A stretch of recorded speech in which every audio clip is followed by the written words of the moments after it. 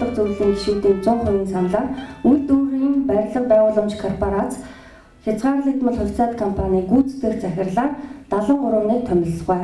Төлөөлөл удирдах зөвлөлийн дарга Ван Хуйцзян гэсэн байна.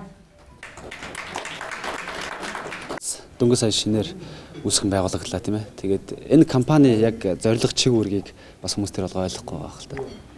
Ер нь бол манайх сүүлийн манай Монгол улсын эдийн засаг сүүлийн жилүүдэд эрчимтэй хөгжиж байгаа.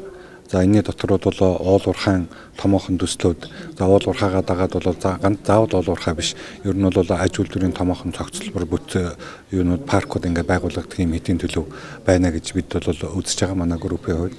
Тэгэхээр ер нь нөгөө талаасаа юу гэхээр зэрэг манайд бол одоо ингээ томоохон бүтээн байгуулалтыг ер нь хуучин эрдэнтээс жахуулаад Монгол улстай томоохон тооцогдох том бүтээн байгуулалтуудыг бол дандаа гадаадын байгууллагууд хийжсэн. Энэ бол одоо бидний түүх. Тэгэхээр ер нь ирээдүгөө биднээс ингээ харсан ч гэсэн тэр өөрийн чадамжтай, боломжтой аж үйлдвэрийн томоохон цогцлборуудыг барьж байгуулах чадвартай ийм компани байгуулах юм бол ирээдүйдээ бид бас нэлээд том бүтээн байгуулалтад оролцох боломж нэгдэх юм байна гэж бид үзсэн.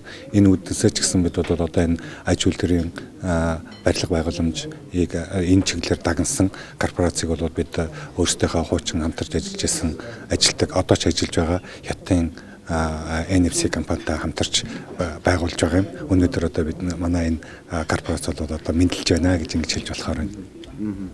Энэ корпорацийн үед хувь нийлүүлэлтийн харьцаа яг ямар харьцаатай явж байгаа Монгол талаас Хятадын талаас. За ер нь бол эхний ээлжинд бол бид хоёр үе шатаагаар хийж байна л да.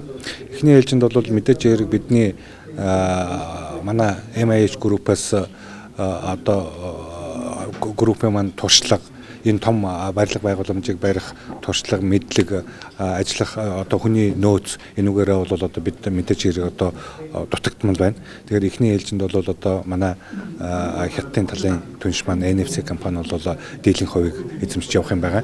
Цаашид тодорхой хугацааны дараа бол одоо бид ажил тэнцүү хэмжээндээ оруулах яриа өөрийг бол хийж байна.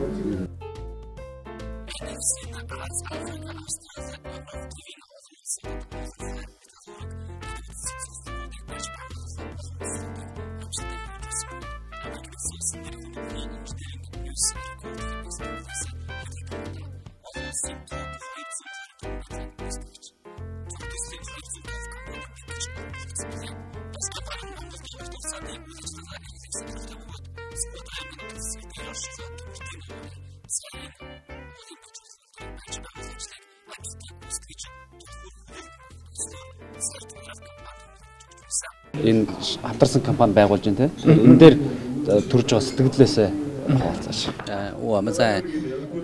Олон улс дээр бараг 30-аад улсад байна. Манай үйл ажиллагаа явуулдаг. Манай гол үйл ажиллагаа бол хоёр төрөл байдаг. Нэг нь бол уул уурхайн тусал боловсруулах, хөрөнгө оруулах, цаашдаа үсчин бүтээгдэхүүн боловсруулах үйлдвэр гаргах одоо ийм гол үйл ажиллагагийн нэг нь.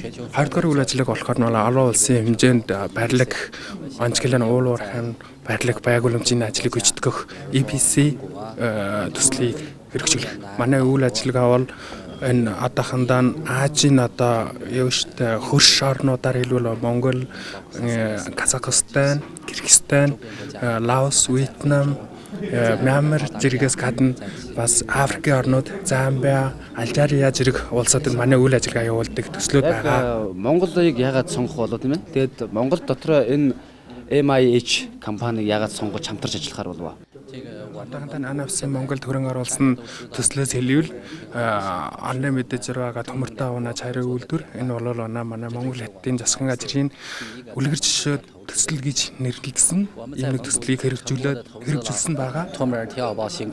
Ингээд өмнөх одоо ийм бидний амжилт төрсөн ийм туршлага байгаа. Жишээ нь одоо ингээд хоёр улсын засгийн газрын нээлсэн үлгэр жишээ төсөл хэрэгжүүлсэн байгаа. Иймээс бид олон улс төр ч гэсэн адилхан EPC энэ үйлдвэрийн одоо ийм бүтээн байгуулалтын ийм ажил хийж байгаа. Тэгэхээр Монгол улс ч гэсэн нэр хүндтэй ийм MIH компани сонгож хамтаар одоо дараачаар олон ингээд төсөл хэрэгжүүлэхийн төлөө ийм хамтарсан компани байгуулж байгаа.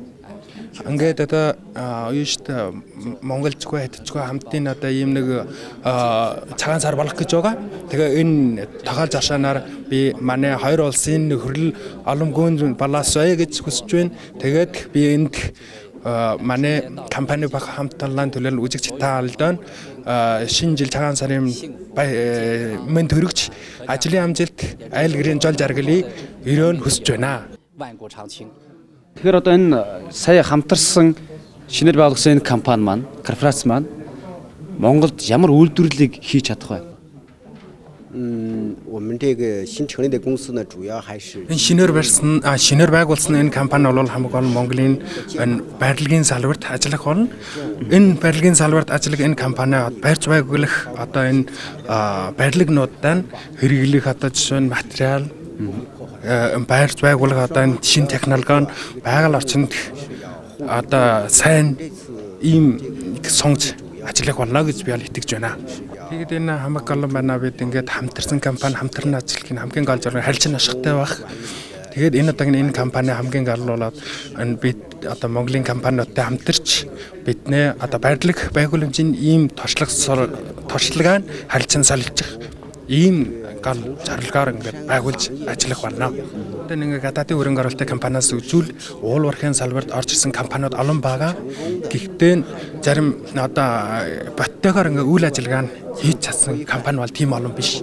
Тэгээд миний өчгөр бол энэ салбарын удирдах одоо засгийн газрын салбарын удирдах ажрууд энэ салбарын хэнийг одоо хийлж сайн одоо жишээ нь Монголын хууль дүрмийн дагуу бас харилцаа ашигтай ийм компаниудыг сонгож ажиллавал сайн байхаа гэж миний хувь оногдож байгаа.